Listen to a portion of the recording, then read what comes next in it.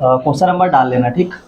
Sign के साथ दिया हुआ है कॉस और उसके साथ दिया हुआ है एक्स स्क्वायर, इसको हमने मान लिया वाई, अपन ने इसका D Y upon D X किया, तो डी अपॉन डी टी करेंगे किसका, सिर्फ साइन टी का, क्योंकि हमने टी यहाँ पे मान लिया है कॉस ऑफ एक्स स्क्वायर को। और फिर हम d अपॉन डी यू करेंगे किसका, कॉस ऑफ u का, क्योंकि हमने u मान लिया है एक्स स्क्वायर को। और फाइनली हम d अपॉन डी एक्स करेंगे किसका, एक्स स्क्वायर का। D Y upon D x का वैल्यू आ जाएगा साइन t का हो जाएगा कॉस t, t हमने किसको माना है, तो कॉस के साथ आ जाएगा कॉस एक्स स्क्वायर, फिर कॉस का होगा माइनस का साइन, तो यहाँ पे आ जाएगा माइनस का मार्क, साइन के साथ u का मान किसको माना है, एक्स स्क्वायर को, और u का हो जाएगा 2x, ठीक। तो फाइनली आंसर आएगा माइनस का 2x cos of cos X square and sine के साथ एक्स स्क्वायर, ठीक।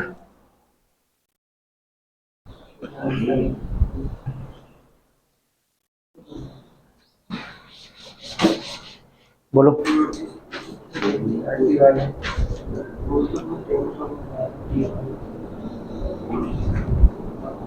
बताओ जल्दी।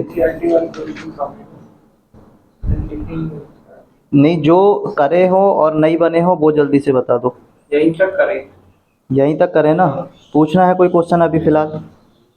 जो अलग बन गया। अरे जी रूट के अंदर 10 और उसके अंदर भी x ना, रूट में, रूट के अंदर 10 और उसके अंदर भी रूट और x, इसको मान लिया y के बराबर, d Y upon D x निकालने गए, 10 की पावर रूट का मतलब होता है 10 ऑफ रूट x और उसकी पावर हाफ, इसका यही मतलब होता है। हमने t मान लिया है 10 ऑफ रूट x को, हमने u मान लिया है रूट x को, तो ये जो अवकलन होगा d upon d Y upon D x, वो हमें सबसे पहले करना पड़ेगा d of d t, t की पावर किसका, हाफ का, फिर हम d अपॉन डी यू करेंगे किसका, 10 ऑफ u का, और फिर हम उसके बाद d अपॉन डी एक्स करेंगे x की पावर किसका, हाफ का। इसका आंसर आएगा, जब अभी मैंने बताया था, जब भी अपन d अपॉन डी एक्स करेंगे किसी भी x की पावर हाफ का, तो आंसर 1 अपॉन 2 के साथ रूट x आता है, तो उसी बिहार पे यहाँ पे 1 अपॉन 2 के साथ रूट t मिलेगा। t किसको माना है, 10 के साथ रूट x को, फिर डॉट में 10 का होता है सेक स्क्वायर, u का मान, u किसको माना है, रूट x को, और इसका वापस से मैंने बताया हाफ के साथ क्या आ जाएगा। फाइनल आंसर 1/4 रूट के साथ x, रूट के साथ 10 और उसके अंदर रूट x, और ऊपर आ जाएगा सेक स्क्वायर रूट x,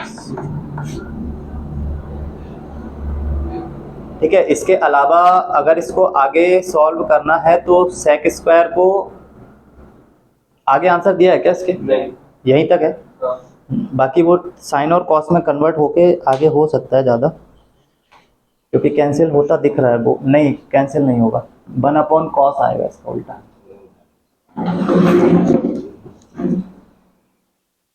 जो तुम लोगों को अगली एक्सरसाइज में चीज़ें मिलेगी, इसके पिछली वाली एक्सरसाइज में कोई प्रॉब्लम है क्या अभी किसी को, नहीं है ना, तो आगे वाली एक्सरसाइज पे आ जाओ।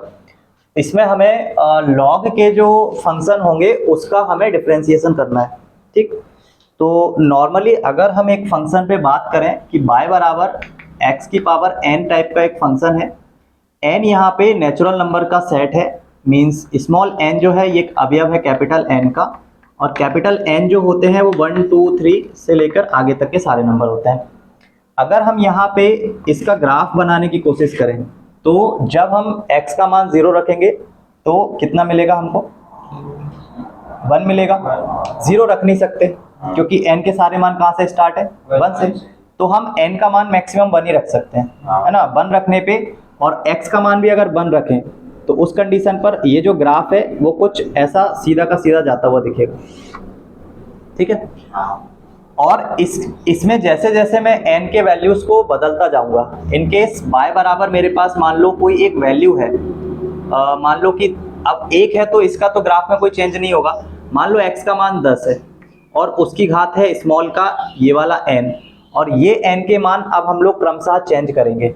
n का मान 1 रखेंगे तो y बराबर मिलेगा 10, n का मान 2 रखेंगे y का मान मिलेगा 20 मिलेगा क्या, हाँ तो x बराबर हमने कितना रखा 10, मान लो x का मान 10 यहाँ पे था, उस कंडीशन पर हमें y का मान कितना मिला, x बराबर तो 10 फिक्स है, वो वहां से फिक्स मतलब कहीं नहीं जा रहा है, y का मान हमेशा क्या होता जा रहा है, चेंज होता जा रहा है। n बराबर 1 पे y का मान कितना आया, 10 आया, उसके बाद फिर 100 आया। तो ये जो ग्राफ है ये धीरे धीरे यहाँ से क्या होगा, धीरे धीरे यहाँ से पहले ये 10 पे 10 फिर 10 पे 20, तो ये ग्राफ जो है कुछ इस तरीके से बढ़ता हुआ दिखेगा, इंक्रीज। n के मान जैसे जैसे हम लोग इसमें बढ़ाएंगे, लेकिन शर्त है कि n जो है वो हमेशा क्या होना चाहिए, एक धनात्मक संख्या होनी चाहिए, है ना। एक तो धनात्मक होनी चाहिए और ऊपर से पूर्णांक होनी चाहिए, तभी ये जो फलन है ये हमेशा हमें कैसा मिलेगा, बढ़ता हुआ दिखेगा। ठीक है, तो यहाँ पे जितने भी क्वेश्चन अभी आएंगे वो सारे के सारे लॉग की फॉर्म में आएंगे। मीन्स हमारे पास लिखा रहेगा y बराबर 10 की घात x, मिल गया लॉग की फॉर्म में। तो इसको हम लोगों को लॉग में कन्वर्ट करना पड़ेगा। तो लॉग में कन्वर्ट करने के लिए क्या होता है कि जो भी यहाँ पे बेस में होता है वो यहाँ पे आ जाता है और ये पावर जो है वो नीचे आ जाती है ना। दोनों साइड का अगर लॉग ले या इस वैल्यू को यहाँ पलटा के लेकर जाएं, ये नॉर्मली ऐसे ना मिलके 10 मैंने यहाँ पे लिखा हुआ है, यहाँ मिलेगा e की पावर x, इस टाइप का फंक्शन।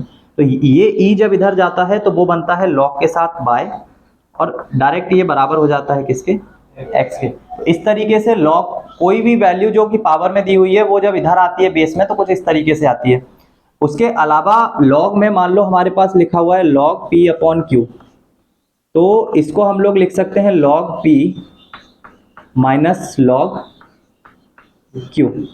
अगर हमारे पास log में p इंटू q लिखा हुआ है तो इसको लिख सकते हैं log p plus log q। उसके अलावा अगर हमारे पास मान लो लिखा हुआ है, उसके अलावा हमारे पास मान लो लिखा हुआ है log, बेस में b है और यहाँ पे a है, इस तरीके के हालांकि ये आएगा नहीं, लेकिन इस तरीके के अगर log लिख के हमको मिल जाए तो इसको तोड़ने का तरीका होता है कि बेस में कुछ लेकर आते हैं a की पावर में p, तो इसके बेस में लेकर आते हैं log b, उसकी पावर में इधर p, और यहाँ पे log b के साथ कौन a।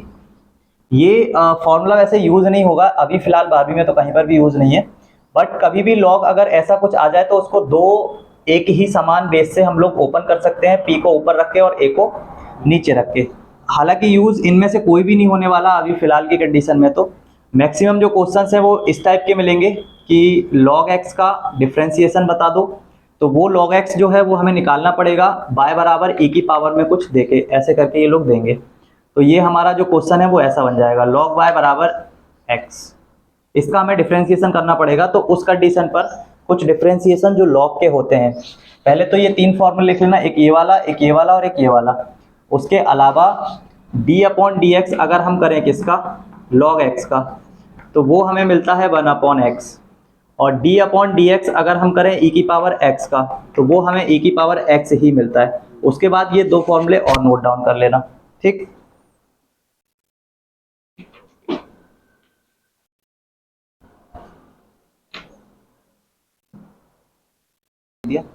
इसके अलावा मान लो अभी ये d अपॉन dx निकाला है, d अपॉन dx अगर e की पावर माइनस x का निकालोगे तो वो रहता सेम ही है, बस आगे माइनस आ जाता है। तो इसको t मान के भी करोगे तो भी सॉल्व हो जाएगा, या ऐसे याद रख लोगे तो भी हो जाएगा काम, ठीक है। तो सबसे पहला जो एग्जाम्पल है, एग्जाम्पल नंबर 25 का पहला नंबर, उसमें क्वेश्चन नंबर पहला दिया हुआ है e की पावर माइनस x, तो मैं इसको t मान के सॉल्व करवाता हूँ। y बराबर हमारे पास e की पावर माइनस x है, हमने t बराबर मान लिया माइनस x को। जब हम dy अपॉन dx करेंगे तो हमें d अपॉन dt करना पड़ेगा e की पावर t का, और हमने जिसको माना है उसका हमें करना पड़ेगा अवकलन। e की पावर t का e की पावर t ही होगा, इसलिए ये आ जाएगा, और d अपॉन dx x का करते हैं तो माइनस का 1 निकल गया, तो आंसर आ जाएगा माइनस ऑफ e की पावर माइनस x, ठीक है। या तो डायरेक्ट याद रख लो कि e की पावर माइनस x का differentiation he minus of e की पावर x होता है, या t मान के भी करोगे तो भी हो जाएगा। दूसरा नंबर क्वेश्चन है साइन के साथ log x। साइन के साथ जब log x दिया होगा तो वापस से हम इसको y मानेंगे, जब हम इसका dy अपॉन dx निकालेंगे तो हमें इसको t मान के करना पड़ेगा, क्योंकि हमें साइन के साथ जो भी दिया हुआ है सिर्फ हमें t का पता है, तो फिर डी अपॉन डी एक्स करना पड़ेगा जो भी टी माना है उसको। टी हमने यहाँ पे मान रखा है log x को। D Y upon D x का जो मान आएगा वो आ जाएगा, साइन का होता है 1 upon under the root 1 minus x square. X square का मतलब साइन 1 माइनस टी स्क्वायर, ठीक है, ये होता है। और d upon D x log x का जस्ट अभी लिखवाया है 1 अपॉन एक्स होता है। तो d Y upon D x का मान आ जाएगा 1 upon x under the root 1 minus t का मान लॉग ऑफ एक्स का स्क्वायर, ठीक है। वो स्क्वायर आगे भी लिख सकते हैं बट ठीक है, यहाँ तक कंप्लीट है क्वेश्चन। 2 मिनट रुकना, साइन का मैंने साइन का डिफरेंशिएशन नहीं किया। अच्छा यहाँ पे अरे यार ये इनवर्स का फॉर्मूला है ना, साइन एक्स का क्या होगा, ये फॉर्मूला जो लिखा था वो इनवर्स का है। साइन का क्या होगा कॉस टी, और लॉग का क्या हो जाएगा 1 अपॉन एक्स, और कॉस टी मतलब कॉस के साथ कौन लॉग एक्स, और बटे में कौन एक्स। अब ठीक है, वो इनवर्स का फॉर्मूला है।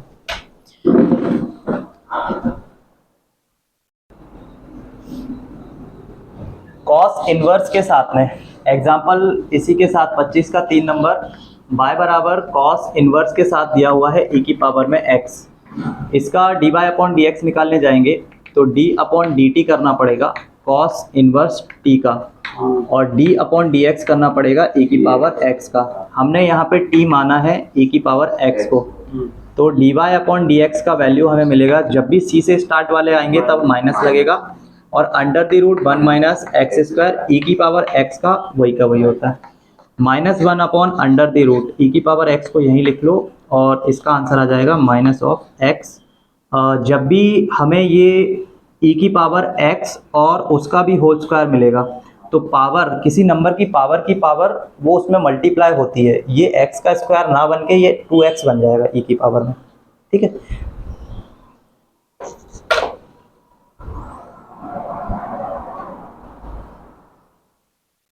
चलो तो इधर का भी कर लिया है ना,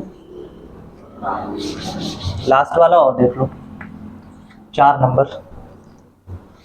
e की पावर में है cos x, e की पावर में है cos x बराबर बाय, हमें जो डिफरेंशिएशन पता है वो e की पावर में कोई एक फंक्शन होना चाहिए, तो हम मान लेंगे उसको t, और जो हमने t माना है उसका कर देंगे फिर से, क्योंकि हमें सिर्फ e की पावर या तो x का पता है या उसके सापेक्ष कोई भी एक वैल्यू आ जाए, तो e की पावर t का e की पावर t ही होगा, तो e की पावर t आ गया, और d अपॉन डी एक्स करेंगे इसका तो आ जाएगा माइनस e की पावर t का मतलब हो जाएगा cos x, और इसके साथ माइनस का मान, और यहाँ पे माइनस गुणे में आ जाएगा, ठीक। तो कर लो इसको जल्दी से कंप्लीट, और एक्सरसाइज के सारे क्वेश्चन आप करना, और उसके अलावा जितने भी कर रहे हो वहाँ से मोटी वाली बुक से वो भी करो, ठीक है। और जो भी पूछना रहा कर ले पूछ लिया करो, ठीक। ये क्वेश्चन है, क्वेश्चन नंबर 6